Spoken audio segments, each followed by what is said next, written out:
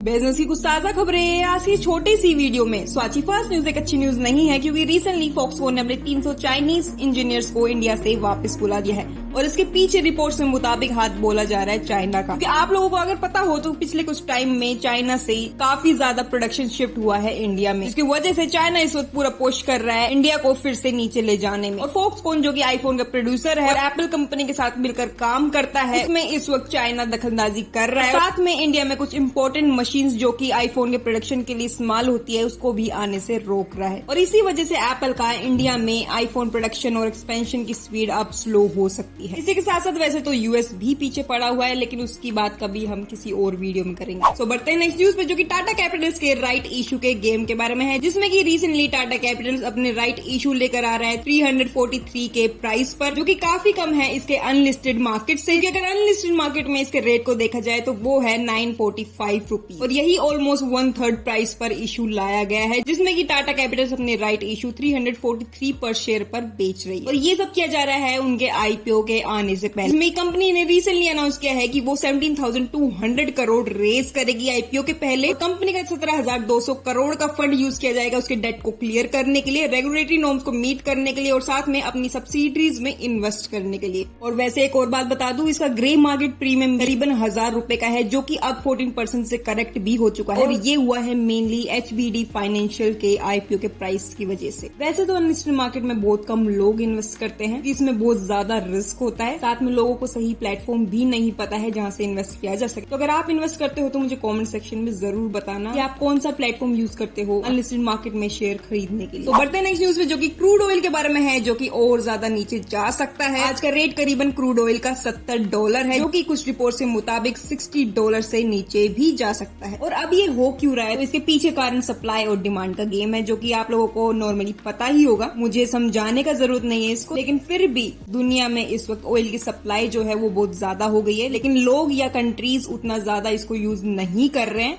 और जिसकी वजह से डिमांड इस वक्त लो है। और क्रूड ऑयल का सबसे बड़ा जो बायर है वो चाइना है, जिसमें कि इस वक्त स्लो डाउन चल रहा है। इसकी वजह से उनकी ऑयल की डिमांड जो है वो काफी ज्यादा गिर गई है, जिसकी वजह से हमें ये प्राइस देखने को मिल रहा है। सो बढ़ते हैं नेक्स्ट न्यूज पर, जो कि हमारे डिफेंस डील के बारे में है, जिसमें कि रिसेंटली गवर्नमेंट ने 1.05 लाख करोड़ डिफेंस डील्स को अप्रूव किया है। तो हमारे डिफेंस मिनिस्टर राजनाथ सिंह ने अपनी चेयरमैनशिप के अंदर एक बड़ा डिसीजन लिया है, जिसमें कि सिंपल भाषा में उन्होंने कहा है कि सारी डिफेंस डील्स की परचेजेस जो है वो इंडियन कंपनी से होगी और खासकर लोकल मैन्युफैक्चरिंग पे फोकस किया जाएगा और उन्हीं से खरीदा भी जाएगा। सो बढ़ते हैं नेक्स्ट न्यूज पर, जो कि चाइना की रोक के बारे में है और इंडिया के तड़के के बारे में। रिसेंटली इंडिया ने अपनी प्राइवेट कंपनीज को एनकरेज किया है अब्रॉड में माइनिंग करने के लिए, जो अभी तक नहीं की जाती थी और करती भी थी तो बहुत कम कंपनियां करती थी। तो इसी में रिसेंटली जी कृष्ण रेड्डी जी ने बोला है कि रेयर मिनरल्स लाने के लिए इंडिया के अंदर प्राइवेट फर्म्स को सपोर्ट किया जा रहा है और उनको एनकरेज किया जा रहा है कि तुम बाहर जाके माइनिंग करो, और जिसमें कि ये सारी कंपनियां लिथियम, कोबाल्ट जैसे मिनरल्स पर वहां पर फोकस करेगी, और जो कि जरूरी है हमारे ईवीज, क्लीन एनर्जी के लिए, इलेक्ट्रॉनिक्स के लिए और डिफेंस इक्विपमेंट्स के लिए। और इंडिया में इस वक्त काफी ज्यादा मिनरल्स के जो स्टॉक्स है वो काफी कम है, इसलिए अब गवर्नमेंट एनकरेज कर रही है कि अब दूसरे देशों में माइनिंग करने का। साथ में गवर्नमेंट ने recently national critical mineral mission भी लॉन्च किया है, जिसमें कि 16,300 करोड़ का गवर्नमेंट और 18,000 करोड़ के पीएसयू से इन्वेस्टमेंट भी आ रहा है, जो कि इस मिशन में कंपनियों को सपोर्ट करने के लिए लगाया जाएगा। और मैंने स्टार्टिंग में चाइना की रोक क्यों बोला था, तो वो इसलिए था कि चाइना ने रेयर अर्थ आइटम्स पे एक्सपोर्ट कंट्रोल लगाया, जिससे अप्रैल 2025 से रिस्ट्रिक्शंस ने ग्लोबल चेन को बहुत ज्यादा इम्पैक्ट किया था, जिसकी वजह से इंडिया इस वक्त चाइना से तो बात कर ही रहा है, लेकिन उसके अलावा भी ऑल्टरनेटिव्स ढूंढ रहा है। तो बढ़ते हैं नेक्स्ट न्यूज पर, जो कि मीशो के आईपीओ की तैयारी के बारे में है, जो कि उन्होंने स्टार्ट कर दी है और अपनी कॉन्फिडेंशियल डीआरएसपी भी फाइल कर दी है सेबी के साथ, जिसमें कि उनका प्लान है 8,500 करोड़ तक रेज करने के लिए, यानी $1 बिलियन पैसा मार्केट से उठाने के लिए। और वैसे अपने आईपीओ को लाने के लिए कंपनी इस वक्त 4,250 करोड़ भी रेज करने वाली है, जो इस आईपीओ को लाने के लिए लगाए जाएंगे। मतलब आप समझ रहे हो पूरा लेखा जोखा जो होगा इस 4,250 करोड़ के प्राइस से किया जाएगा। तो बढ़ते नेक्स्ट न्यूज पर, जो कि दिल्ली गवर्नमेंट के बारे में है, जिसमें कि उन्होंने अपने इंपॉर्टेंट डिसीजन पर अभी के लिए स्टे लगा दिया है।